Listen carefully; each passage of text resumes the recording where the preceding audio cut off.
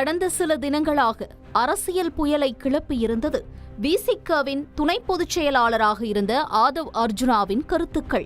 2026க்கான தேர்தலுக்கான பணிகள் மன்னர் ஆட்சியை ஒழிக்க வேண்டும்.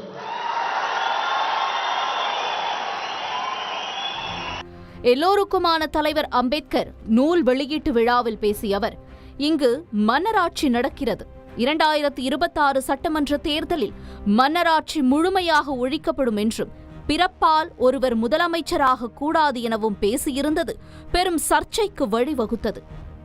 பிறப்பால் அனைவரும் சமம் என்கின்ற கருத்தியலை அம்பேத்கர் உருவாக்கியதை போல இங்க பிறப்பால் ஒரு முதலமைச்சர் உருவாக்கப்படக்கூடாது.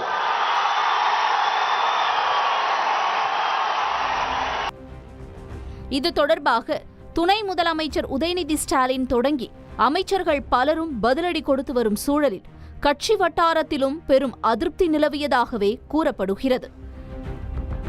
தமிழ்நாடு கூடைப்பந்து சங்கத்தின் தலைவர், தமிழக ஒலிம்பிக் சங்கத்தின் பொதுச் செயலாளர் என கூடைப்பந்து விளையாட்டு துறை சார்ந்த பல்வேறு முக்கிய பொறுப்புகளை வகித்து வரும் ஆதவ் அர்ஜுனா இந்திய கூடைப்பந்து சம்மேளனத்தின் தலைவராகவும் உள்ளார். அத்துடன் லாட்டரி அதிபர் மார்டினின் மகள் டெய்சியின் கணவர்தான் இந்த ஆதவ் அர்ஜுனா என்பது கூடுதல் கவனம் பெறுகிறது.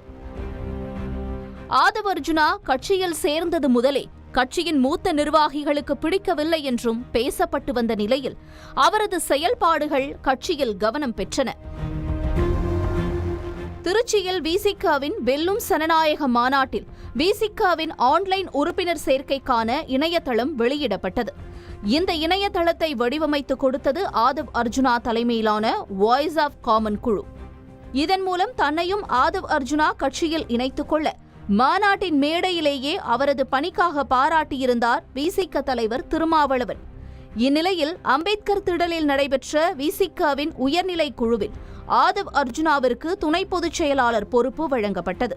கடந்த ஓராண்டுக்கும் மேலாக தனது நிறுவனம் மூலம் விடுதலை சிறுத்தைகள் கட்சியின் பல்வேறு நிகழ்வுகள், கூட்டங்களை ஒருங்கிணைத்து வரும் அவர் விசிக விருது வழங்கும் விழா, விசிக பூத் ஏஜென்ட்டுகள் கூட்டம் ஆகியவற்றை ஏற்பாடு செய்து வந்தார்.